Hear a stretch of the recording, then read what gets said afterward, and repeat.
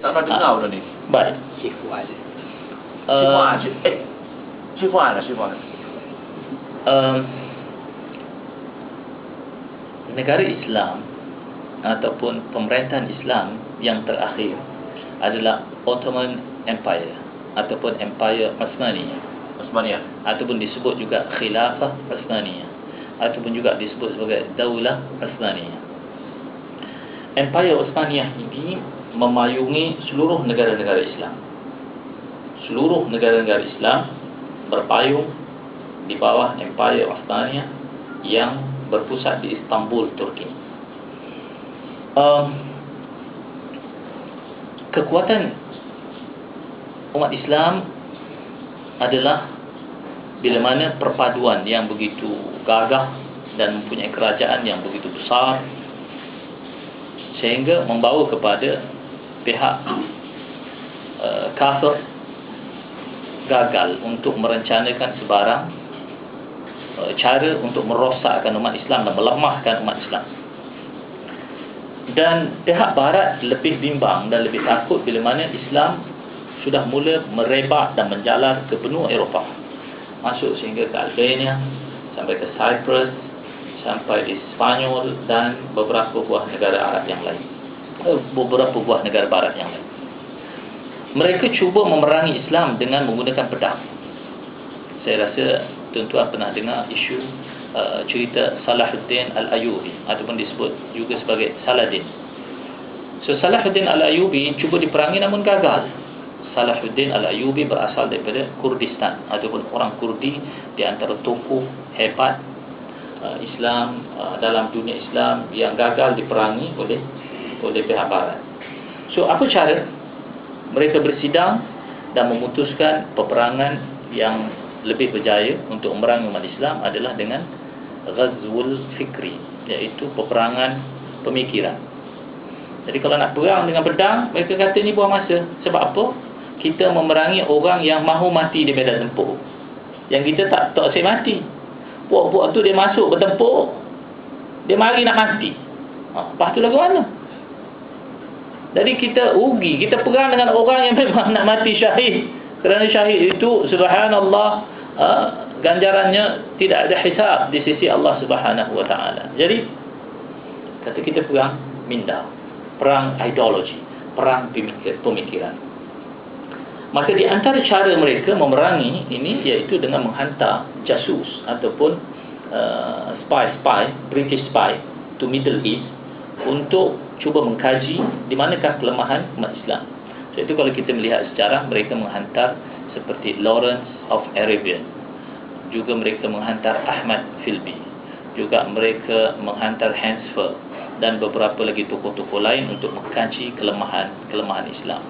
Dan berakhir dengan mereka bertemu dengan seorang yang bernama Muhammad bin Abdul Wahhab di Basrah, dan telah bekerjasama dengan Muhammad Abdul Wahhab, dan mereka telah melakukan satu pemikiran yang digunakan untuk disebarkan dalam masyarakat Islam, supaya masyarakat Islam akan berbalah dan bertempur sesama sendiri.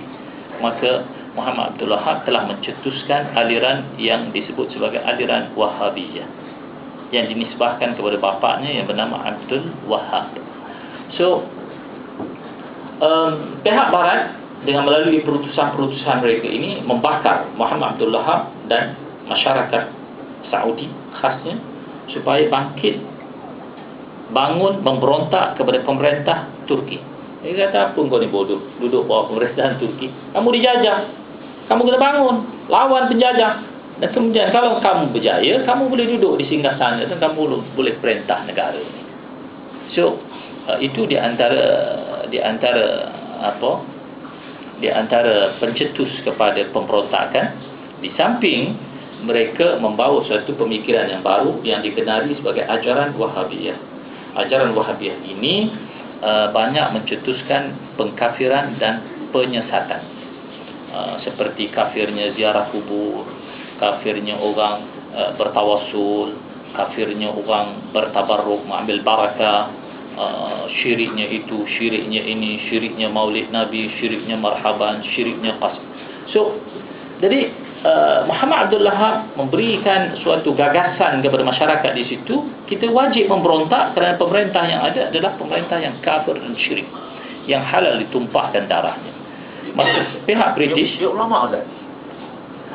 tidak diiktiraf dalam dunia Islam sebagai ulama, tetapi orang yang boleh berkata-kata sedikit agama lah. So membakar semangat ini sehingga akhirnya mereka dengan bantuan British, kewangan, senjata dan sebagainya, maka jatuhlah pemerintahan Uthmaniyah di bumi Mekah dan Madinah, ataupun dengan kata lain di bawah pemerintahan Hijaz jatuh. Kejatuhan pemerintah Hijaz ini ditulis oleh para alim ulama, di antaranya ditulis oleh Mufti Mekah Syekh Zain Dahlan dalam kitabnya Fitnatul Wahabiyah, dengan mengatakan tidak kurang daripada 70,000 nyawa ditumpahkan darahnya. Sebahagiannya adalah daripada al-ashraf, iaitu keturunan Rasulullah sallallahu alaihi wasallam, dan juga para alim ulama, awliya salihin bunuh tak kurang daripada 70,000 orang. Hatta At-Tabbani Al-Arabi dalam kitabnya Bara'atul Ash'ariyin juga menyatakan begitu ramai yang terbunuh. Dan salah seorang daripadanya yang terbunuh adalah yang bernama Syekh Abdullah Az-Zawawi, yang berasal daripada Nusantara dan menahun di Makkah Al-Mukarramah. Dan di ketikanya bangkitnya pemberontakan ini, beliau lari ke Asia, dan kemudian bila keadaan kembali tenang, beliau kembali semula ke Makkah Al-Mukarramah dan telah dibunuh di Taif. Dan ini ditulis dalam kitab-kitab Arab, dalam sejarah Arab. Dan kemudian saya bertemu dengan salah seorang tokoh di tanah air kita, Haji Wan Muhammad Saghir, merupakan pengumpul sejarah alim ulama Nusantara, dan beliau menyatakan bahawasanya Syekh Al-Zawi itu adalah berasal daripada Sumatera, dan menyatakan bahawasanya aku pernah bertemu dengan anak beliau. So satu hari saya telah pergi ke Kuala Terengganu dan bertemu dengan beberapa orang yang saya lihat tubuhnya besar. Saya kata, kamu semua ni rupa macam Arab. Kamu ni siapa? Dia kata, kami ini Ustaz sebenarnya adalah anak cucu kepada Syekh Abdullah Zawawi yang dibunuh di Taif. Kami adalah anak kepada Mufti Terengganu yang pertama, yang merupakan anak kepada Syekh Abdullah Zawawi. So, la ilaha illallah Muhammadur Rasulullah. Saya merasakan sejarah itu dapat saya pegang kerana saya dapat bertemu dengan cucu Syekh Abdullah Zawawi yang telah dibunuh di Taif. Dan beliau menyatakan kami sekeluarga berpuluh-puluh tahun tidak boleh pulang ke Mekah. So, ini adalah satu cerita yang jarang didengar oleh orang ramai, tetapi inilah hakikat sejarah yang boleh dilihat dalam kitab-kitab sejarah. Sebab itulah kalau kita melihat di Saudi itu, semuanya pelik daripada orang.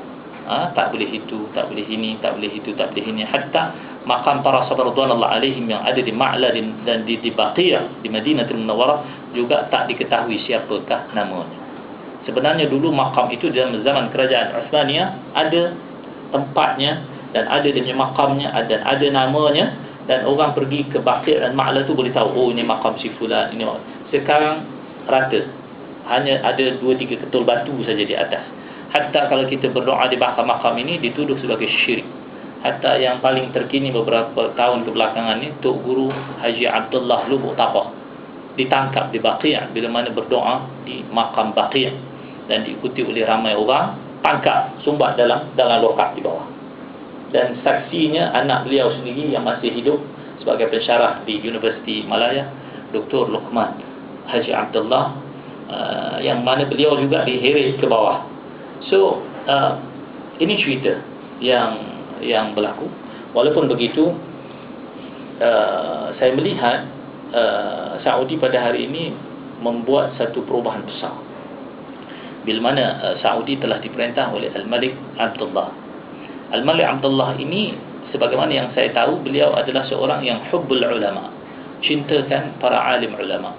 Dan sewaktu beliau menjadi putera mahkota sendiri, saya sudah tahu cerita-cerita yang seumpama ini, kerana beliau menghampirkan diri dengan ulama-ulama daripada kaum Ahli Sunnah wal Jamaah seperti Sayyid Muhammad Alawi Al-Maliki yang berpusat di Rusaifah di Makkah Al-Mukarramah.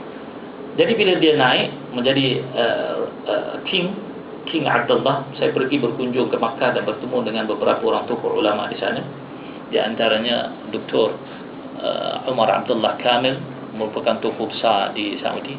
Saya katakan kepada beliau, hal hunaka taghyir fil balad, ada perubahan ke di dalam negara? Pada ketika itu beliau kata no, la syai', tidak ada perubahan. Namun satu perkara yang mengejutkan saya pada tanggal 16 Februari baru-baru ini, Al-Malik Abdullah telah buat perubahan besar dalam negara, dengan menukar sebahagian besar daripada uzara ataupun menteri-menteri kabinet. Dan di antara perubahan yang terbesar bila mana beliau telah menyusun kembali Council Ulama ataupun Syura Ulama Saudi, yang sebelum ini dominan dengan Wahhabi School ataupun aliran Wahhabi, kepada percampuran atau mix dengan ulama-ulama daripada kaum Ahli Sunnah wal Jamaah, sebagaimana yang tertulis dan tercatat dalam media massa di seluruh dunia, memfokuskan perubahan ini dengan mengatakan Al-Malik Abdullah telah mencampurkan dalam kaunsil ulama yang baru daripada ulama-ulama Ahli Sunnah wal Jamaah, daripada min mazahib al-arba'ah, daripada 4 mazhab yang mu'tabar, iaitu Syafi'i, Hanafi, Maliki dan Hanbali. Ini for the first time dalam sejarah Saudi, bila mana syura ulama digabungkan dengan ulama-ulama daripada kaum mazhab Ahli Sunnah wal Jamaah.